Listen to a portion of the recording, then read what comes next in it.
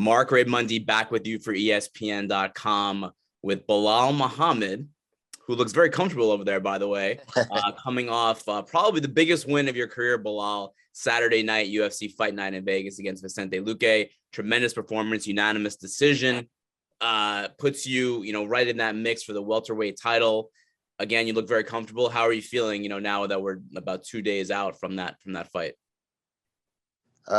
Feeling good, man. Feeling really good. Like you said, I would say definitely the biggest win of my career.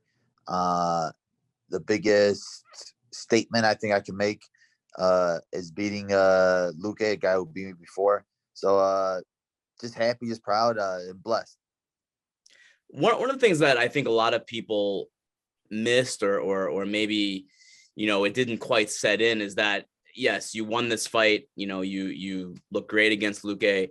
You were doing this all during Ramadan. You're fasting during the daylight hours. You can only eat when the sun is down, correct? How on earth did you go through? I know that Ramadan's been for about 2 weeks now, but the last few weeks of your training camp, the weight cut, the fight, all while fasting. How do you do that?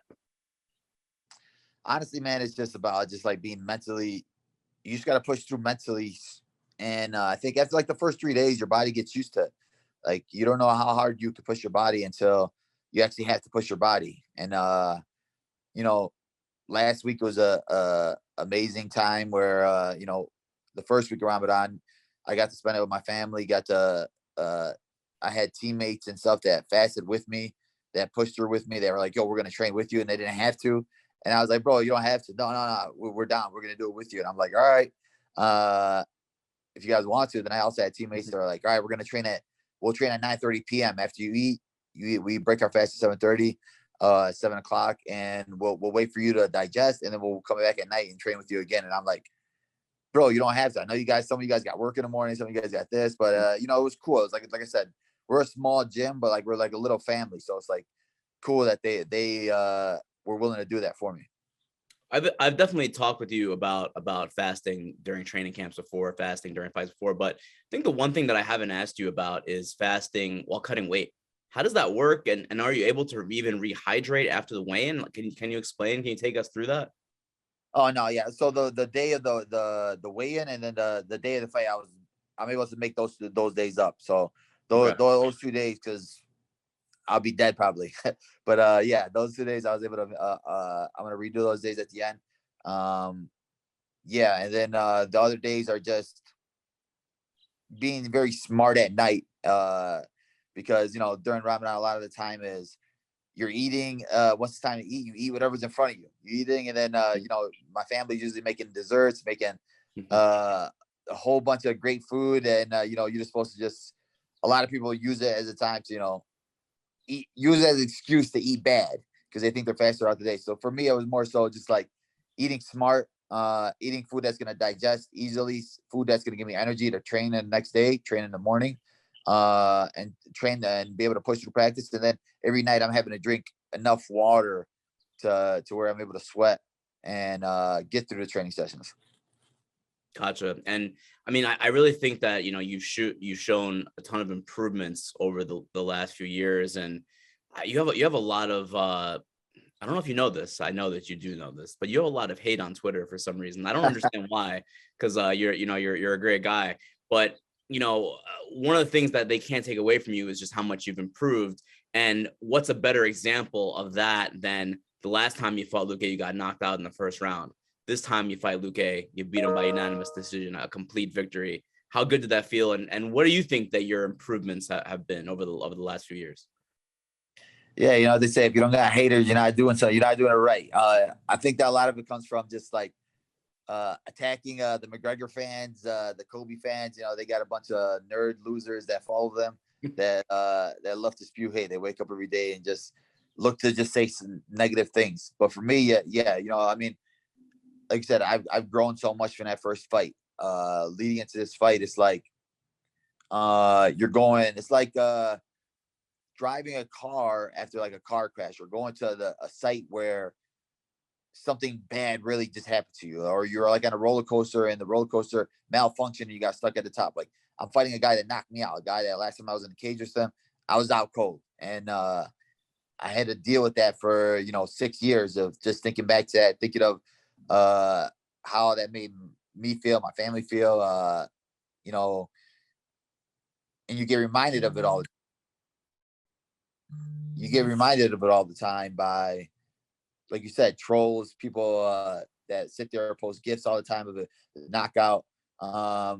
So for me, it was like this was the turning point for me. I think of like, all right, now you could talk about asking for the title shot. You could talk about being this, but like if you can't get past this guy, there's no chance it's gonna happen. Like if I lost this fight, that would have been two losses to Luque. I mean, there would have been probably zero chance that I would have been getting a title shot, or it would have put me back probably like 3 or 4 years type thing when you lose a fight like that.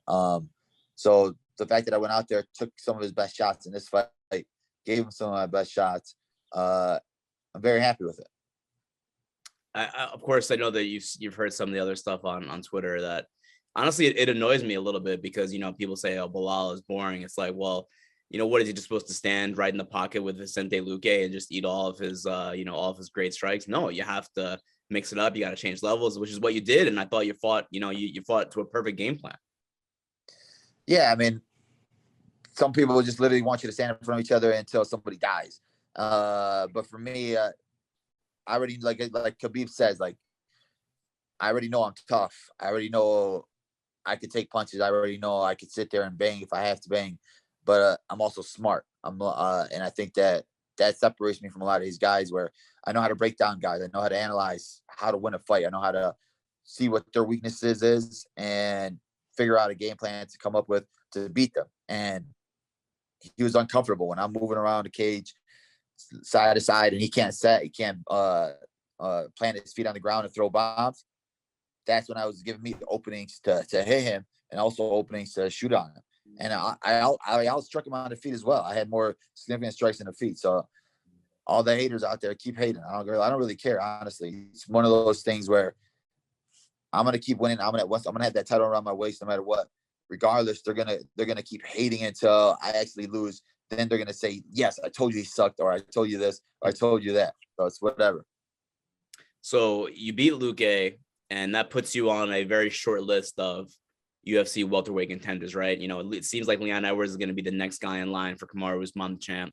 Then there's the Colby Covingtons of the world, the Khamzat Chimaevs, but you're right there now. You're right there on that short list. I know you called out Colby after the fight, but I mean, who do you want next? Who do you think makes the most sense? Honestly, I think the most sense is either Colby or Khamzat. I think both of those guys make the most sense. I'm not sure if Colby's jaw's still broken from getting punched by Masvidal, or we're still talking about lawyers. So if that's the case, then I want to stay active and fight Khamzat. I think me and Khamzat in a 5-round fight, either in Abu Dhabi or International Fight Week, would be huge to have two Muslim fighters be a headliner. That would be amazing. Absolutely. I guess also one of the trolls that was out here posting the picture of the gif of me getting knocked out by Luque too. So I would love to get that one from him. Okay, so you want to fight the troll as well? Khamzat was a troll. What? Who? Oh, Khamzat posted that. Yeah. He posted really? That. I didn't know that. Yeah. So, like I said, it's one of those that it all comes full circle now. Dana had said before Khamzat fought Gilbert Burns that the UFC wants to do Khamzat and Colby in July. If they end up doing that fight, is there another option that you would be happy with? I mean, would you try to wait for the title shot, but then you never know what could happen? Like what would be like the ideal situation in that scenario? Yeah, I mean, I don't want to wait. I want to stay active. I want to stay going. Yeah. Like I'm healthy, thank God. So I just want to stay whatever card or whatever fight the title fight's on. I want to be on that card as well. Leon literally has the worst luck ever with fights. So if he gets a fight booked, 90% chance is probably going to get unbooked. And for me, I just don't think that Usman's fully healthy. Like he says, I know he wants to fight in July. But I don't think that with that hand injury that he's going to be back in July. I think that it's going to be longer than he thinks. And once he's actually back to actually hard sparring, those injuries re-injure a lot. So if that's the case, is Leon really going to stay out on the sidelines until September, October, November? Like, none of that really makes sense to me. Also, you still got the Irish Gimp that's talking about coming up to 170.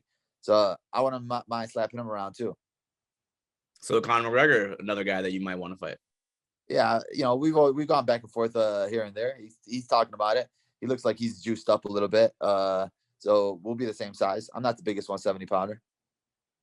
If they do, and it looks like they do want to do Usman Edwards, like you said, would you be willing to be like a backup on that card, or would you want to fight? You said you want to fight on that card, but would you be a backup? Is that something that would be a possibility?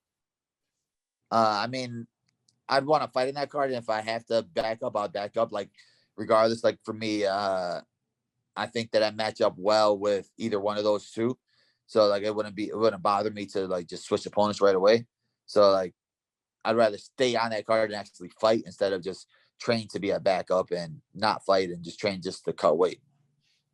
That makes sense. It sounds like you feel like you probably still need like one more win to get that shot, right? Is that fair?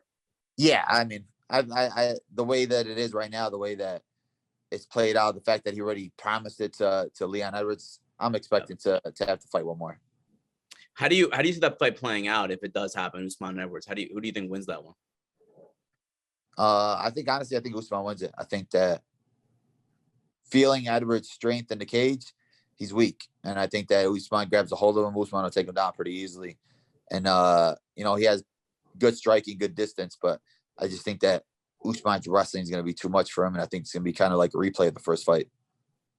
And what would your thoughts be on Khamzat and Colby? How do you see that one playing out if it happens? I think the key to that one is if it's a 5-rounder or a 3-rounder. If it goes 5 rounds, if it's a 5-rounder, it plays into Colby's world just because he has cardio. But I think that Khamzat's striking is 10 times better. I think Khamzat's grappling's better than Colby's. I think that he could probably finish him and knock him out. If it gets past the first and second round, then that's when cardio and gas tank will play a role in it, I think.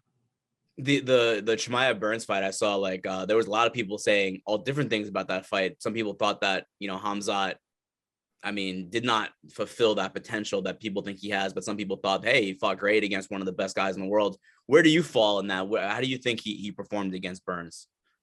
I thought he fought great. Yeah. As I said, like people are so like weird with the way they think. They're like putting him at such a big pedestal, like he's a Marvel character. He's gonna go in there and knock out Gilbert Burns with one punch. But I'm like, Gilbert Burns is number 2 in the world. Gilbert Burns almost finished Kamaru Usman. He could have been a champion. Like, and then so he goes out there, then he doesn't finish Gilbert Burns in the first round. So now he's fake and he's not as good as everybody thinks he is. Like, I think that we learned more from him having a war like that and showing how tough he was. Gilbert Burns landed some huge strikes on him. He landed some huge strikes on Gilbert. He also showed that he was smart by not playing the ground game with Gilbert and things like that too. So he showed that he could be tactical. And then just as like, there's a different pressure on him, especially in that card.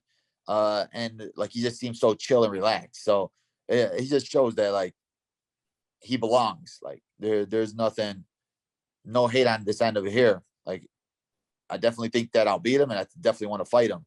But yeah, I don't think it's one of those things where I'm saying, like, I told you guys he was fake. I told you guys he wasn't as legit as all these people think he is. The kid's legit. Speaking of UFC 273, of course, that was a little over a week ago in Jacksonville, Florida.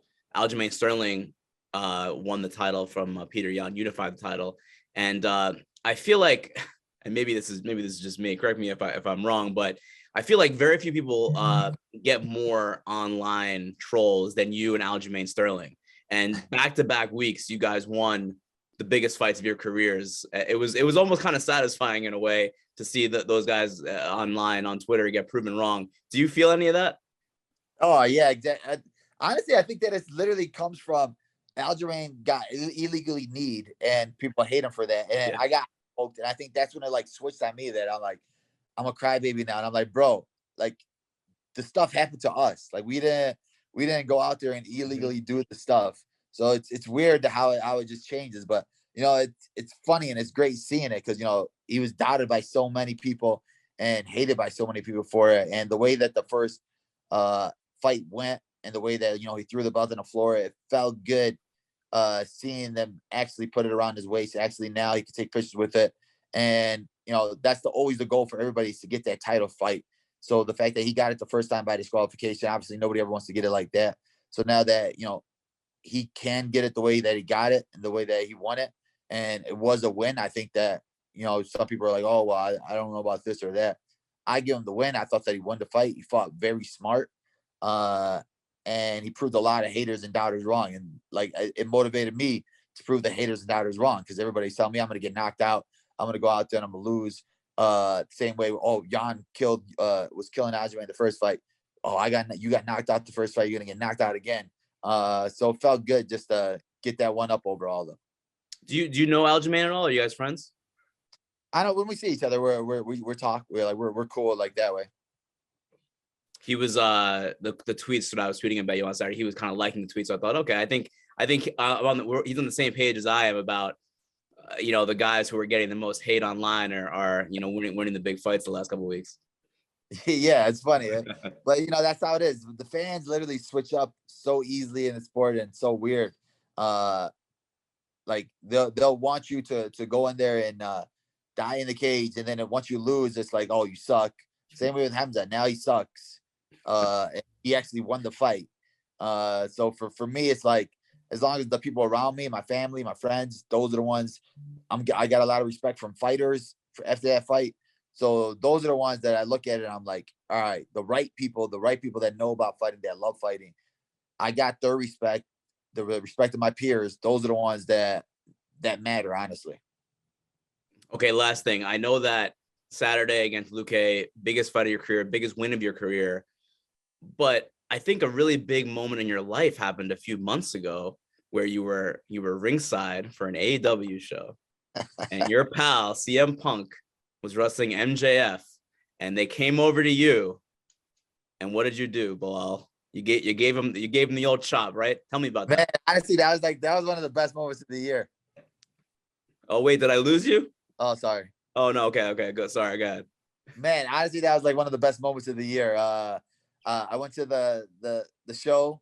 Punk gave me some tickets, and then they were like right in front of us on the floor. Then all of a sudden, Punk picks him up and he looks at me. He's like, slap him in the chest, and I'm like, really? All right. And then, you know, it's like, because I used to love wrestling all the time. I watch wrestling all the time. I watch Punk shows all the time when he's on there. So like, it was like a surreal moment too, that I was like able to actually do that. Because when I was a young kid, you know, watching Stone Cold Steve Austin, watching The Rock, watching all them guys, like I never got front row seats. I never got to be able to go to a show or anything like that. So to be there, be front row, watch my friend and have him tell me like, give him the old chop to the chest. And MJF looking at me like, you better not. And I'm like, all right. And then my cousin, my little younger cousin next to me, loves CM Punk, loves wrestling. So I flew him out from Cleveland to Chicago to take him to the show. So it's cool that he experienced the whole thing, and that he was sitting there front row with me, and he saw it. He like laughed at it. It was just so cool that he was like the superstar at his school and everything now that whole week. That's amazing. So you actually had no idea that would happen. Like Punk didn't like hit you up and say, hey, I'm going to do this during the match. Oh, no, he didn't tell me that at all. Like if he would have told me that, I would have brought like baby powder, put baby powder in my hand and gave him the old slap to the chest. But I was like, he gave it to me right on the spot. I was like, all right. And then had to do the old school little twist and slap. maybe you can be CM Punk's corner. I think he's gonna have some pretty big matches coming up from what the rumors are. Maybe in Las Vegas in a few months at the next AEW pay-per-view. Maybe a title match. Oh no way! Yeah, honestly, like that'd be cool. Like the energy that's in wrestling is crazy when you go to the live show. Like I tell people all the time, like bro, like their energy is a different type of energy. Like the fans are literally cheering and they're like so into it. It's amazing. It's like, why can't we have this for UFC? Real fans like that truly love it like that. It was so cool. I love going to all the shows. Yeah, Punk wants to put me in his corner. Hit me up, Punk. I got you. Perfect. We'll end it there. That's a perfect ending. Belal, thanks so much. Congrats on the big win on Saturday, and hopefully we see you in another gigantic fight coming up here in the next few months. All right, thank you, brother. Appreciate you. Thanks, Belal. Thanks for watching ESPN on YouTube. For live streaming sports and premium content, subscribe to ESPN Plus.